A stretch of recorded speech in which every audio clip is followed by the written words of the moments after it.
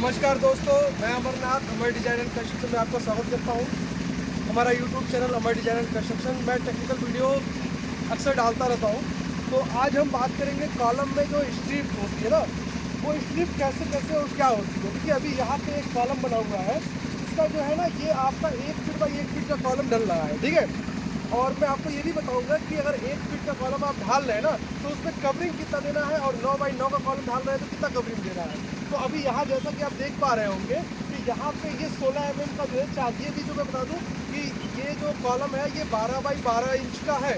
1 feet by 1 feet by 1 feet का ये column है। तो इसमें देखिए, इसमें एक डायमंड रिंग पड़ा हुआ है और एक जो है आपका स्क्वायर रिंग पड़ा हुआ है, ठीक है। क्योंकि ये हमारा 12 बाई 12 का है तो इसमें स्क्वायर रिंग पड़ा हुआ है। और जब मुझे 12 बाई 12 का कॉलम की कास्टिंग करनी होती है तो इसके बाहर की जो कवरिंग होती है ना, जो इससे हम फरमा ऐसे लगाते हैं, जो फरमा जब लगाते हैं ना, वो फरमा के बीच में जो गैप होना चाहिए वो 40 mm होना चाहिए।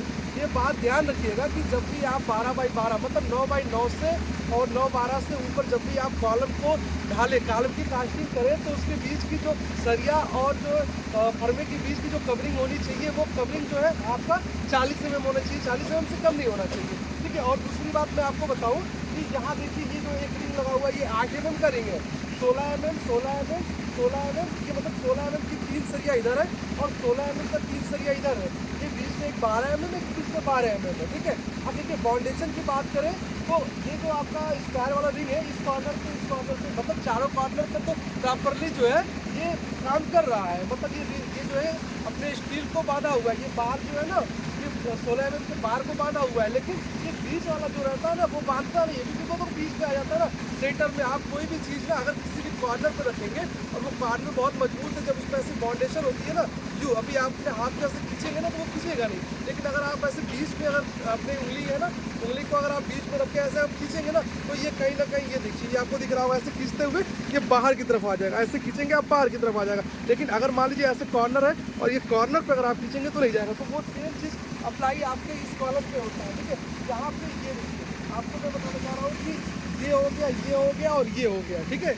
मतलब ये इसके बीच का सेंटर ये, इसके बीच का सेंटर ये, और इसके बीच का सेंटर ये हो गया, और इसके बीच का सेंटर ये। तो ये डायमंड रिंग बांधने से फायदा क्या होता है ना, कि इसको बांधा रहता है। मतलब इसके सेंटर वाला जो सरिया होता है ना, इस सेंटर वाले सरिया को जो है बांधा होता है, ठीक है। तो ये विशेष ध्यान रखिएगा कि जब आप जो है कॉलम में 8 सरिया डाल रहे हो तो उसमें डायमंड रिंग डालना ना भूलें। तो डायमंड रिंग को ऐसे नॉर्मली मिस्त्री लेबर या फिर आम भाषा में बर्फी बर्फी जो है रिंग भी कहते हैं, ठीक है।